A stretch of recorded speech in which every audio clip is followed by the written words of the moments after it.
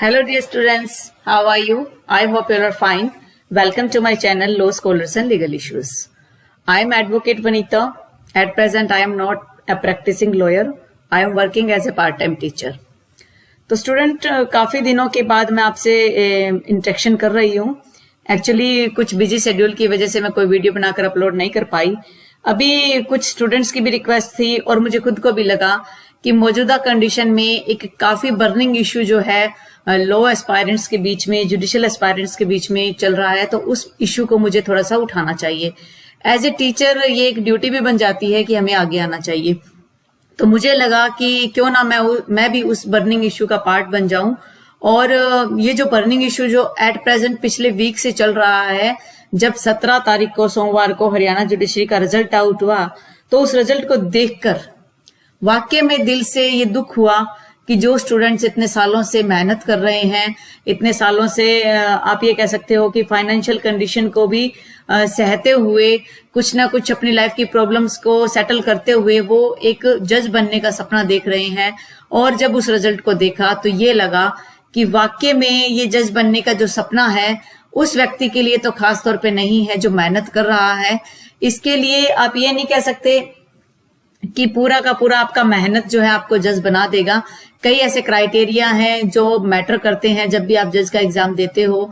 और जब इंटरव्यू के मार्क्स देखे स्टूडेंट्स को, वाकई में दिल से ये एक टीस सी निकली कि क्या जुडिशियल एस्पायरेंट को तैयारी करनी चाहिए, क्या उन्हें एक जज बनने का जो अपना सपना है उसको कंटिन्यू रखना चाहिए या उन्हें अभी क्विट कर देना चाहिए. एक्चुअली कई स्टूडेंट्स ऐसे भी हैं जो अभी रिसेंटली एलएलबी पास्ड आउट हुए हैं, जो जज बनना चाहते हैं. और उनसे मेरी बात हुई तो उन्होंने मुझे कहा कि मैम अब तो ना जुडिशरी से मन सा उठ गया है कि जुडिशरी में कह नहीं सकते कि सिलेक्शन किस टाइप से होता है, क्या एक क्राइटेरिया लेकर वो चल रहे हैं. तो मुझे काफी इसके बारे में बुरा लगा. तो मुझे लगा कि मुझे भी अपनी बातें जो हैं इसके प्रति थोड़ी व्यक्त करनी चाहिए. तो चलिए सबसे पहले तो हम नोटिफिकेशन देखते हैं कि एक्चुअल में सीट्स कितनी थी और जो रिजल्ट आया तो उस रिजल्ट्स में कितनी सीटें फिल की गई और कितनी जो है भी वैकेंट है.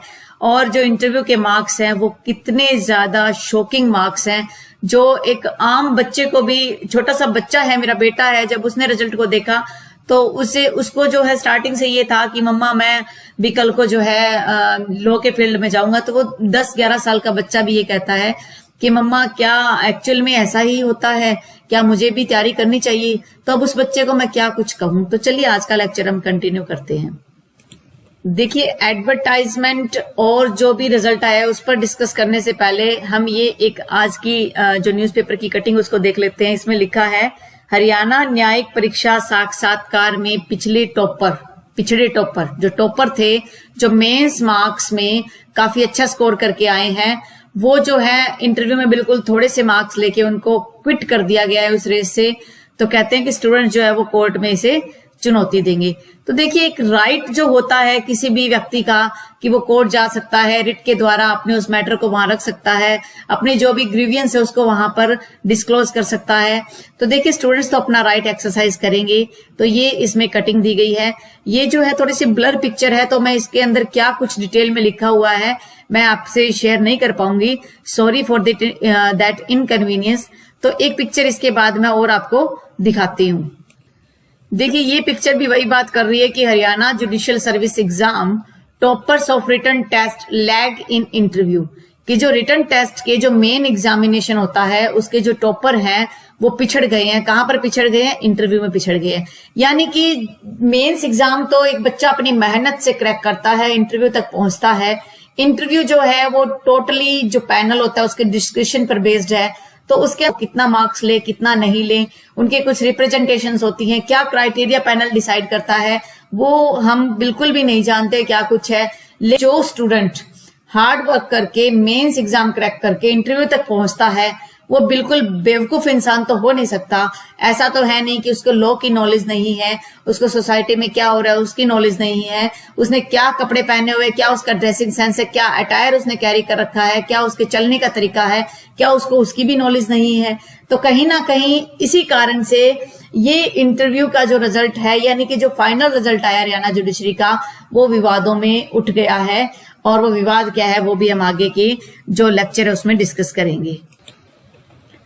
देखिए, अगर इस नोटिफिकेशन पर हम थोड़ी सी नजर डालते हैं तो ये जो नोटिफिकेशन आया है, ये नोटिफिकेशन आया है 13/1/2021 और जब ये रिजल्ट आउट हुआ था उस दिन डेट थी 17/10/2022, यानी कि 13/1/2021 से लेके 17/10/2022 तक तकरीबन 22 महीनों का एक टाइम पीरियड है, 21-22 महीनों का एक टाइम पीरियड है। और बच्चे ने जो है नोटिफिकेशन आने से लेकर और रिजल्ट आने तक का पूरी मेहनत के साथ, पूरा वेट करते हुए, पेशेंस के साथ जो है अपना पूरा एक्ट किया है। अगर हम सीटों की बात करते हैं तो इसमें क्या कुछ सीटों की अगर हम डिस्कशन करें कि क्या सीटें हैं, कितनी सीटें हैं, तो देखिए यहाँ पर जो टोटल सीटें हैं वो है 256 पोस्ट, 239 एक्चुअल वैकेंसीज और 17 एंटिसिपेटेड वैकेंसीज है। कुछ वैकेंसीज एंटिसिपेटेड भी रखी जाती है, वो भी इसमें इंक्लूड है। अगर आप देखें तो जनरल में 156 ये वाली वैकेंसीज हो गई, 10 वैकेंसी यहाँ दिया हुआ है, तो टोटल 166 हो गई है जनरल की। और एससी के अंदर हो गई है 40 और ये 4 एंटिसिपेटेड है, तो 44 वैकेंसीज ये हो गई है। बीसीए की बात करें तो 21 वैकेंसीज ये और 1 वैकेंसीज ये, 22 वैकेंसीज हो गई है। बीसीबी की बात करें तो उसमें 11 ही है क्योंकि एंटिसिपेशन में कुछ नहीं है। ईडब्ल्यूएस कैटेगरी जो 2019 में अमेंडमेंट के थ्रू आया है, 103rd अमेंडमेंट के थ्रू जो एक कोटा आया है 10% का, जो फर्स्ट रैंक की जो सर्विसेज होती हैं उसमें 5% दिया जाता है, तो 11 और 2 13 ये वैकेंसीज है। फिर एक्स सर्विसमैन की आप कैटेगरीज देख लीजिए 13 और ईएसपी की कैटेगरीज देख लीजिए और डिसेबिलिटी वालों की कैटेगरीज देख लीजिए 10। तो अगर हम जब रिजल्ट को देखते हैं तो आप वाकई में हैरान हो जाओगे कि इन्होंने कितनी सीटें फिल की हैं, कितनी सीटें उन्होंने फिल की हैं। तकरीबन आप ये कह सकते हो कि इन्होंने तकरीबन 118 सीटें फिल की हैं और टोटल जो है 256 सीटें हैं। तो अभी भी कितने सीटें रिमेनिंग रह गई हैं वो आप खुद अंदाजा लगा सकते हो। तो कहने का मतलब है कि एक तो सीटें पूरी फिल नहीं की गई और एक जो है मार्क्स का क्राइटेरिया भी आप देख लेते हो। देखिए, जब भी कोई भी जुडिशरी का एग्जाम होता है उसमें 3 स्टेप बेसिकली होते हैं। सबसे उसमें प्री होता है, जो क्वालिफाइंग पेपर होता है उसको सिर्फ आपको क्वालिफाई करना होता है। फिर होता है मेंस। मेंस जो है वो आप जब क्रैक कर देते हो और उसमें 50% मार्क्स आप ले लेते हो तो आपको इंटरव्यू तक जाना पड़ता है। तो जिन बच्चों ने 50% मार्क्स यानी कि 900 का टोटल पेपर था, तो जिन्होंने 450 से अबव मार्क्स लिए, जनरल कैटेगरी की बात हो रही है, ईडब्ल्यूएस कैटेगरी की बात हो रही है, जिनमें मार्क्स का क्राइटेरिया सेम है, और बाकी कैटेगरीज में 45% अगर आपने मार्क्स लिए तो आपको इंटरव्यू के लिए कॉल होता है। लेकिन कहानी तो तब स्टार्ट होती है ना जब आप इंटरव्यू में जाते हो। इंटरव्यू के मार्क्स हैं आपको 200। अब इन 200 मार्क्स का सारा खेल है। अगर इनमें से आपको 100 के करीब मार्क्स मिल जाते हैं, मान लो आप अज्यूम करो आपके 450 मार्क्स हैं, 100 इधर से मिल गए, तो आपको एग्रीगेट मार्क्स आपके 550 बन जाएंगे। 550 के बाद आप जो है सिलेक्ट हो जाओगे। लेकिन अगर मान लीजिए 200 में से आपको कम नंबर दे दिए, 50 नंबर दे दिए, 60 नंबर दे दिए, इधर भी आपके इतने मार्क्स हैं, तो आप जो है वहां से आउट हो जाओगे। ये सारा खेल होता है इंटरव्यू का। तो इंटरव्यू में डिस्क्रिशनरी पावर है, जिसमें अब अगर आप जब रिजल्ट देखोगे तो आप देखोगे कि क्या इतने कम मार्क्स भी दे सकते हैं जुडिशरी में। तो जो एस्पायरेंट्स अभी तैयारी कर रहे हैं, जो फ्रेश हैं, तो उनके मन में एक यही चीज आएगी कि नहीं नहीं, हम तो जो है पार्टिसिपेट नहीं करेंगे। आर्बिट्रेरीली सब कुछ एक्ट किया जाता है, 200 नंबर का इंटरव्यू तो बहुत मायने रखता है। तो उस चीज का भी इश्यू जो है आपको यहाँ पर देखने को मिलता है। तो अभी हम थोड़ा सा रिजल्ट को भी देख लेते हैं क्या कुछ है। अब जब हम रिजल्ट को देखते हैं तो जो ये कैंडिडेट्स आए हैं यहाँ पर, किसी के 550 मार्क्स हैं, किसी के 521 हैं, किसी के 505 हैं। तो ये जो मार्क्स हैं ये सभी के 450 से अबव मार्क्स हैं। लेकिन जब आप इंटरव्यू की बात करते हो, जब आप इंटरव्यू के मार्क्स की बात करते हो, एक सेकेंड, जब आप इंटरव्यू की मार्क्स की बात करते हो तो यहाँ पर दिए 96, 114, 115। फिर ये मार्क्स देखिए आपको यहाँ पर नजर आ रहे हैं 34 मार्क्स। ये 34 मार्क्स जो है उस कैंडिडेट के हैं जिस कैंडिडेट को 573 मार्क्स मिले।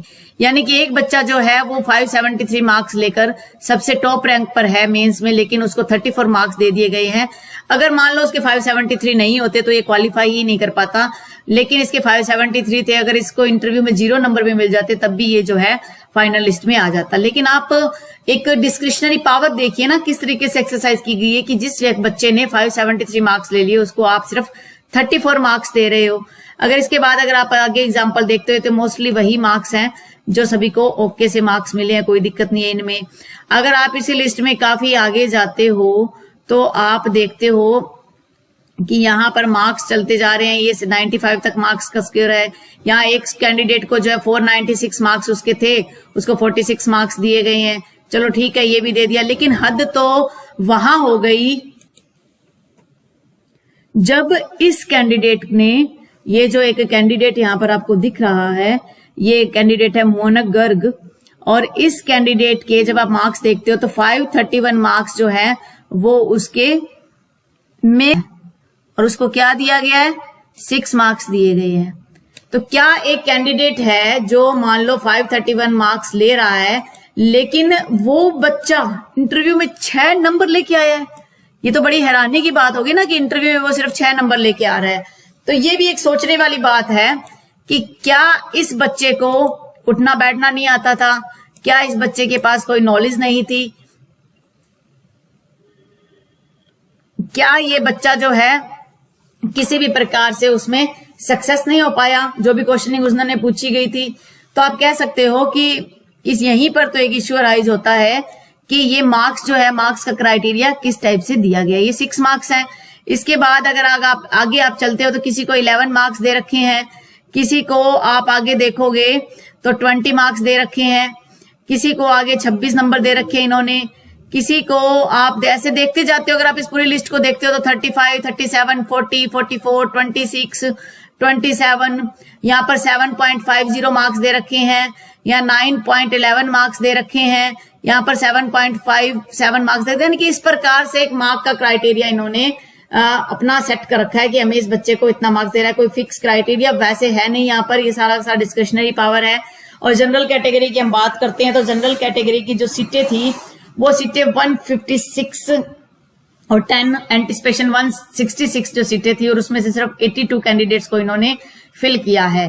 तो ये एक डिस्क्रिशनरी पावर की वजह से हुआ कि जहां पर इन स्टूडेंट्स ने मार्क्स नहीं लिए, 550 मार्क्स का जो क्राइटेरिया था वो क्रॉस नहीं किया, और उनका वहां पर सिलेक्शन लिस्ट में नाम नहीं आया। इसी तरीके से अगर आप देखते हो तो BCA और BCB की कैटेगरी के साथ भी ऐसे ही कुछ हो रहा है। जिन कैंडिडेट का सिलेक्शन हो गया है, जब ये कैंडिडेट की आप बात कर रहे हो 476 मार्क्स लेके आ रहा है, 418 मार्क्स है और उसका सिलेक्शन हो रहा है, लेकिन यहाँ पर अगर आप देखते हो तो 434 मार्क्स इससे ज्यादा है, उसका सिलेक्शन नहीं हो पा रहा है। इसी तरीके से अगर आप देखते हो वो SC की लिस्ट थी, अब जो BCA की लिस्ट अगर आप देखते हो तो उसमें भी यही सारा का सारा सिस्टम चला हुआ है। कितनी सीटें खाली यहाँ पर छोड़ दी गई है। AC की अगर आप बात करते हो तो 44 सीट्स थी तो 10 सीट्स को फिल किया गया है।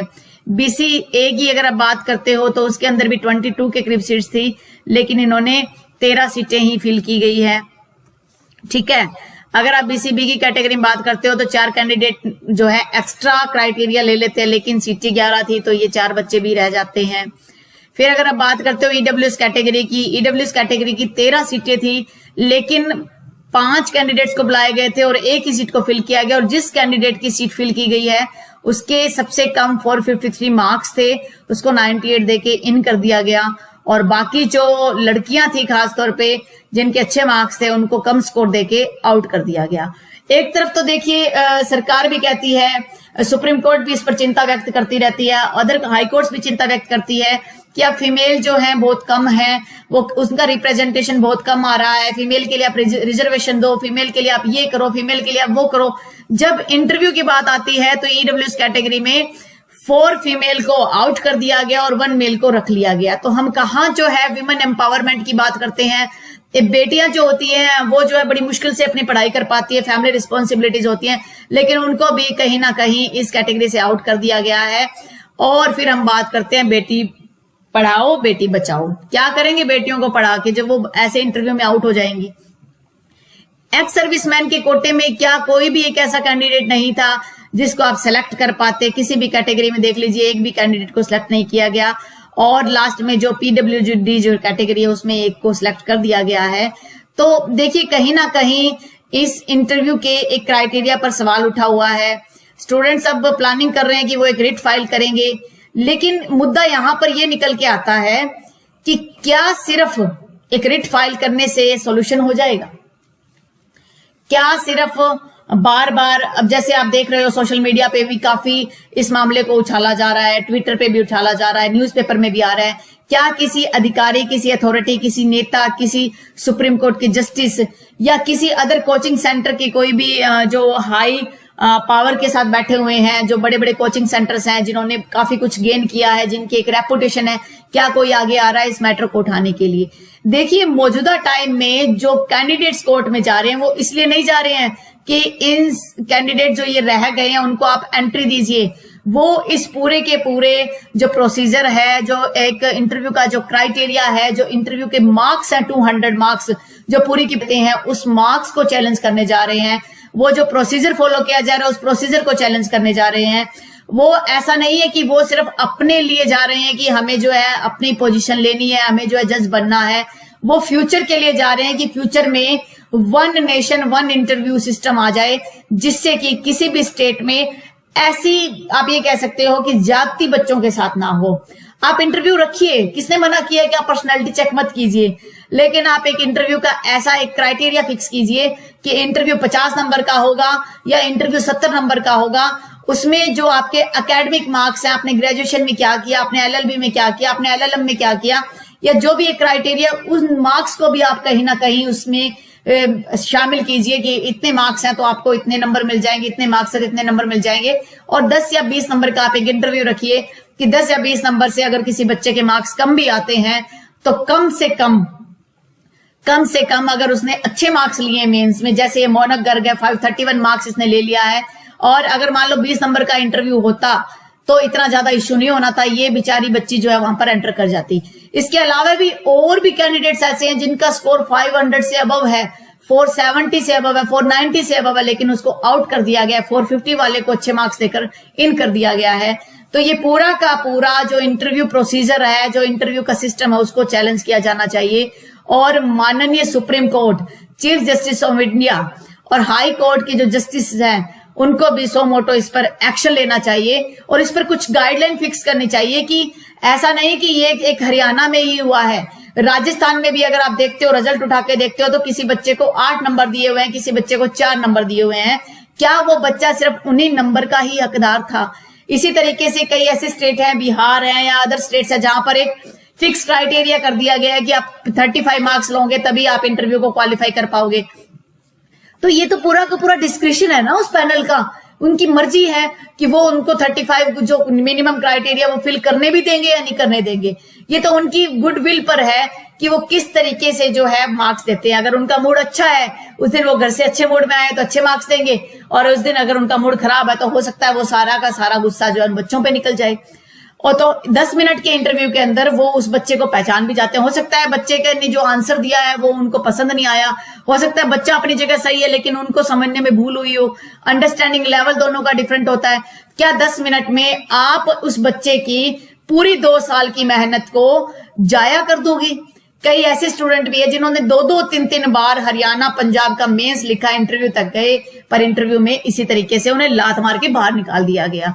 तो ये जो सिस्टम है इसको पूरा चेंज होना चाहिए। सुप्रीम कोर्ट को, माननीय सुप्रीम कोर्ट को इस पर सो मोटो एक्शन लेना चाहिए और एक नई गाइडलाइंस ला दीजिए। और ये जो मैटर हुआ है, ये जो हरियाणा वाला जो इतना बाइस्ड मैटर हुआ है, इतना आर्बिट्रेरी जो एक्टिविटीज की गई है, इस पर भी एक इंक्वायरी बिठवाई जानी चाहिए। और इसका पूरा का पूरा आप ये कह सकते हो कि पूरी की पूरी इंडिपेंडेंट एक इन्वेस्टिगेशन हो, इस मैटर की इंक्वायरी होनी चाहिए। और जिसमें हाई कोर्ट के जजेस, पंजाब हरियाणा हाई कोर्ट ने ही तो ये डिसाइड किया है, तो उसके अलावा कुछ और बड़ी एक कमेटी बनाकर इस पर एक्शन लिया जाना चाहिए।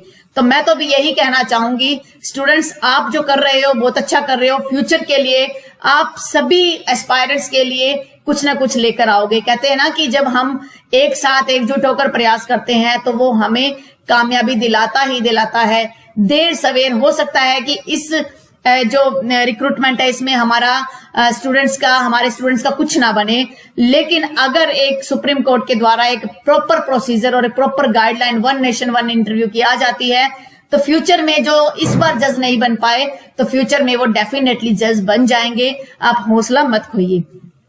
मेरे पास कुछ एक स्टूडेंट्स के ऐसे भी मैसेज आए कि मैडम हमारी तो अब एज भी जा रही है, हम 5-6 साल से तैयारी भी कर रहे हैं, हमारा हो नहीं रहा। तो कई बार तो ऐसा मन में आता है कि हम डिप्रेस्ड हो चुके हैं, हम ये सोचते हैं कि इससे अच्छा तो मर जाए तो बहुत अच्छा है।